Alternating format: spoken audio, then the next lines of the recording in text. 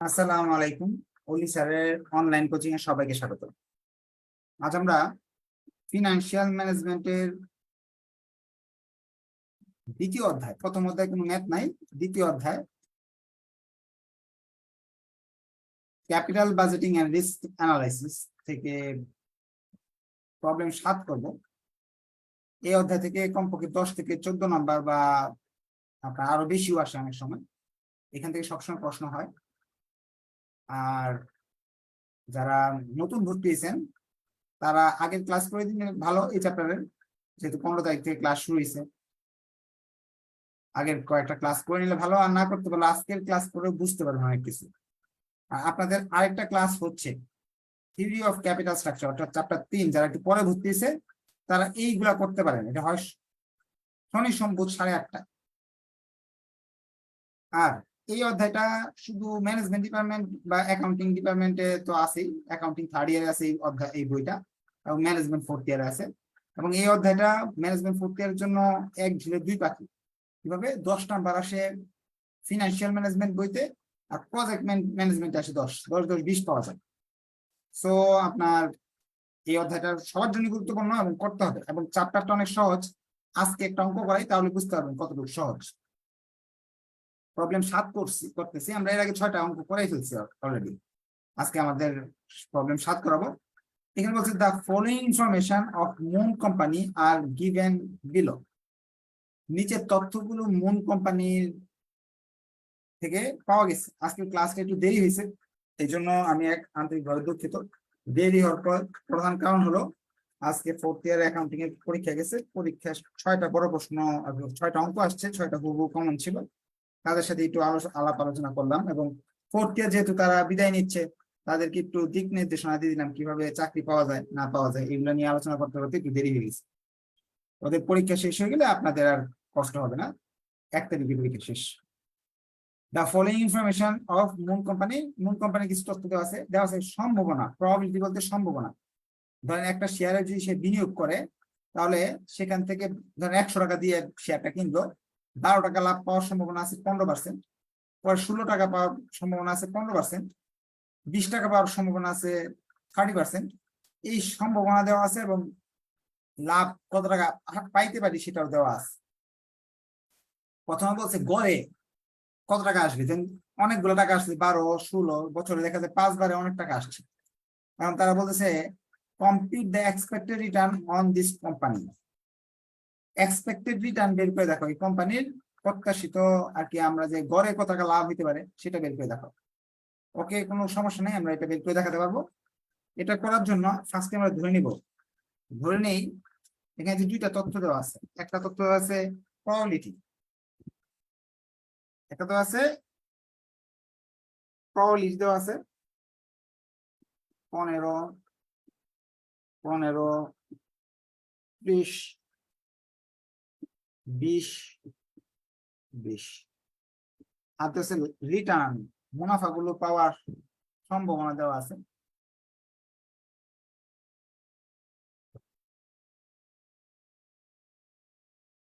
12 16 20 25 8। প্রশ্নে এরকম পার্সেন্ট দেওয়া আছে, সবগুলো পার্সেন্ট, দশমিক না দেওয়া নেই, সবগুলো পার্সেন্ট দেওয়া আছে। এখন তারা বলছে এক্সপেক্টেড রিটার্ন বের করো। প্রবলেম 7 করতেছি, রিকোয়ারমেন্ট এ, এক্সপেক্টেড রিটার্ন বের করো। এটা কেমনে করে? প্রথমে ধরে নিতে হবে, এটা হলো প্রবাবিলিটি লেখা আছে না, ধরি লেফট। প্রবাবিলিটি সমান সমান পি,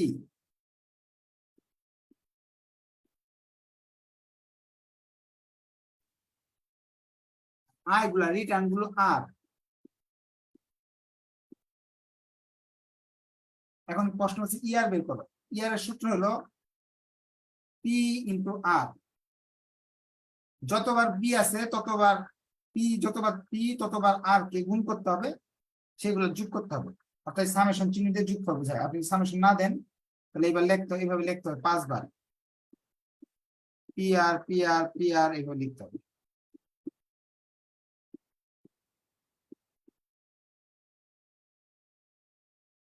এক এক, দুই দুই, তিন তিন, চার চার, পাঁচ পাঁচ, 5 বার লিখছি, কারণ কি 5 বার দেওয়া আছে প্রশ্ন, 6 বার দেওয়া থাকবে 6 বার লিখবে, 4 বার দেওয়া থাকে 4 বার লিখবে, এইভাবে বড় করে লিখতে পারবেন। আবার যদি মনে করেন না আমি এইভাবে লিখবো না, এইভাবে লিখবো, সেটাও হবে। এই 5 বার লেখা যে কথা, এরকম এর মতো সামেশন চিহ্ন দেওয়া একই কথা, ঠিক আছে। এখন এই সূত্র ধরেন আপনার মনে থাকে না যে স্যার এই সূত্র তো আমার মনে থাকে, আমি দুর্বল স্টুডেন্ট স্যার, এখন আমার স্যার শর্টকাট বুঝান। শর্টকাট হলো এই দুইটা জিনিসের গুণ করবেন আপনি।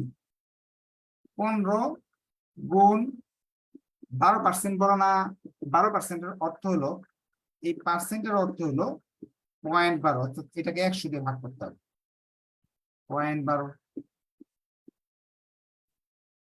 এরপর 15 16, 0.15 গুণ 0.16, এসব পার্সেন্ট যেহেতু পয়েন্ট দিয়ে নিলাম, যোগ 0.30 গুণ 0.20, যোগ 0.20 গুণ 0.25, যোগ 0.20 গুণ 0.08, 8%, 8% অর্থ হলো 0.8। এই সবগুলোকে সাইন্টিফিক ক্যালকুলেটর যেমনি দেওয়া আছে এমনি উঠে ফেললাম, অত ভেঙে ভেঙে করেন, এই দুটো গুণ করেন, আসবে হলো 0.018, এই দুইটা গুণ করলে আসবে 0.024, এই দুইটা গুণ করলে 0.06, 0.05, সবগুলো পরে যোগ করলাম,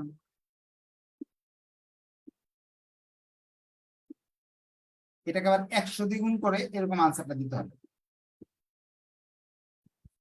এখন যারা দুর্বল তারা এত ভাঙে ভাঙে না করে শুধু এই সম্পূর্ণ লাইনটা সাইন্টিফিক ক্যালকুলেটর উঠায় সমান সমান চিহ্ন দিবেন, এই আনসারটা চলে আসবে, আনসার চলে আসবে।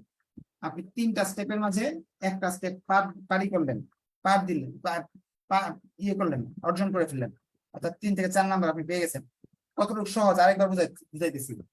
এই দুইটার গুণ, এই দুইটার গুণ, এই দুইটার গুণ, এই দুইটার গুণ, এই দুইটার গুণ, এগুলা গুণ করলাম, গুণ করে এগুলোর ফলগুলো থেকে যোগ করে দিলাম, শেষ, ইয়ার বের করা।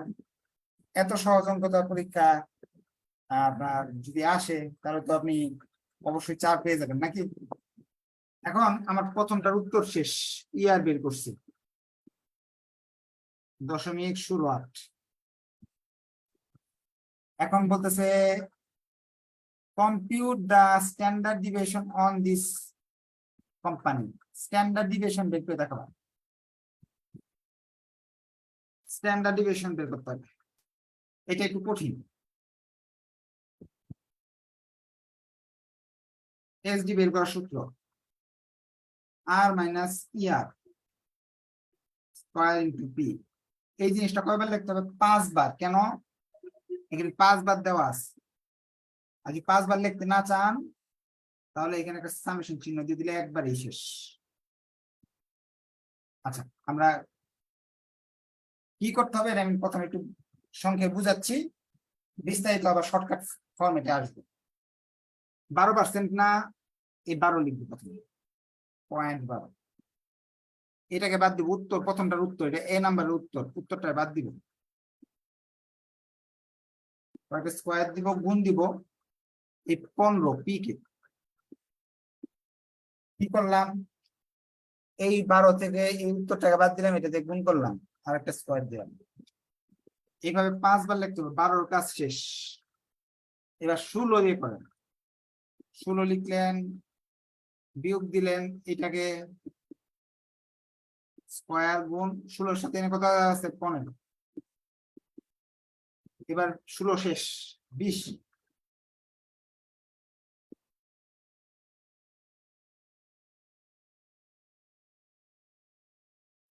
এই 30 দিয়ে গুণ করতে হবে, করলাম। এখন এই 25-এর কাজ,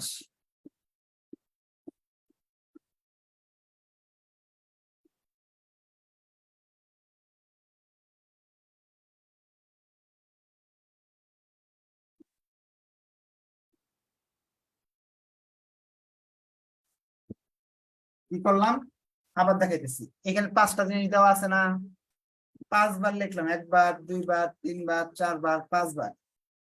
প্রতিবার এই জিনিসটা উত্তরটা যে প্রথমবার বের হয়েছিল ওই উত্তরটাকে প্রতিবার বাদ দিলাম,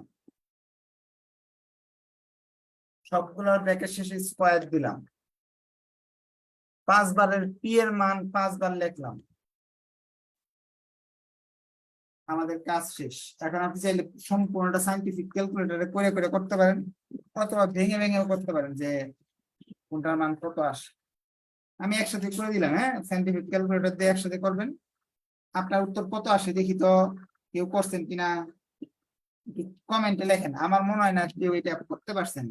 80% লোকেরই এরকম আসেনি, উল্টাপাল্টা কিছু একটা আসছে, এরকম আসছে, এরকম কিছু একটা আছে, -10 এই সেই, এটা উল্টাপাল্টা আসছে। আমারটা এরকম আসছে, উত্তরটা এরকম হবে। হাতে কলমে করতে হবে, নাহলে বুঝবেন না। এরকম যদি আসে তাহলে যোগ 1 লিখবেন, তাহলে উত্তরটা আমার মতো আসবে।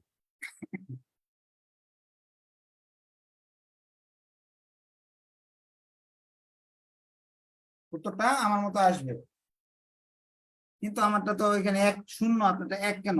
এই যে আপনি 1 দিচ্ছেন অতিরিক্ত, এই যে 1, এটা কেটে দেন। এটা একটা সহজ কৌশল এরকম সাইন্টিফিক ক্যালকুলেটরের সমস্যা দূর করার। আরেকটা কৌশল আছে, মুড চেঞ্জ করে নিতে হবে। রুট ওভার করলাম, আনসার আসলো 0.0596, অথবা এটাকে 100 দিয়ে উত্তর বানাতে হবে 5.96%। বি নাম্বারে আসলো SD 5.96। এখন লাস্ট কোশ্চেনে তারা বলতেছে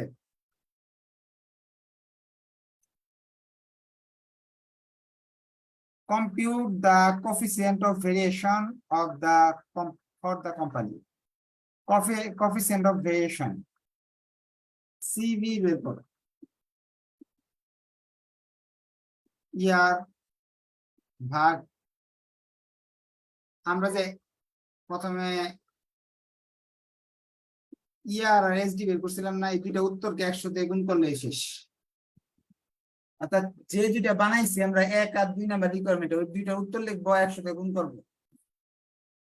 এসডি উত্তর ছিল 0.596, ইয়ার এর উত্তর হলো 168 গুণ 100, চলে আসছে 35.48%। এখন আপনার কোশ্চেন থাকলে হাত উঠাতে পারেন, আমি আপনার সাথে কথা বলবো। এবং আপনার ম্যাক্সিমাম স্টুডেন্ট বলবেন স্যার এটা মনে হয় স্যার আমাদের সহজ দেখা বই থেকে একটা অঙ্ক করে দিছে। না, সহজ না। এটা 4th ইয়ার ম্যানেজমেন্ট ডিপার্টমেন্টে 2018 সালে আসছিল। 18 সালে কত নাম্বার, 11 12 বা এরকম কিছু একটা নাম্বার, 18 সালে একটা অঙ্ক। এটা কোনো বানানো অঙ্ক না। এবং অ্যাকাউন্টিং ডিপার্টমেন্টে এই বছর, অ্যাকাউন্টিং না ম্যানেজমেন্ট ডিপার্টমেন্টে এই বছর এই টাইপের একটা অঙ্ক একটু ঘুরাই আসছে, প্রবাবিলিটির অঙ্ক, 11 নম্বর ছিল। তাহলে এত সহজেই 10 নাম্বার পাওয়া যায়। আপনার বিশ্বাস না হলে এই অঙ্কগুলো পড়ার পর বই থেকে আরো 10টা করেন, 20টা করেন, প্রবলেম 1 2 3 এগুলো করেন, ভিডিও দেখেন, দেখবেন আপনি সব পারতেছেন। কোনোটা না পারলেও কোনো সমস্যা নাই, এই অধ্যায় 10টা অঙ্ক করাবো। আপনার গ্রুপ রিকোয়েস্ট অ্যাকসেপ্ট করা হবে, আপনি পাগল হয়ে যান না।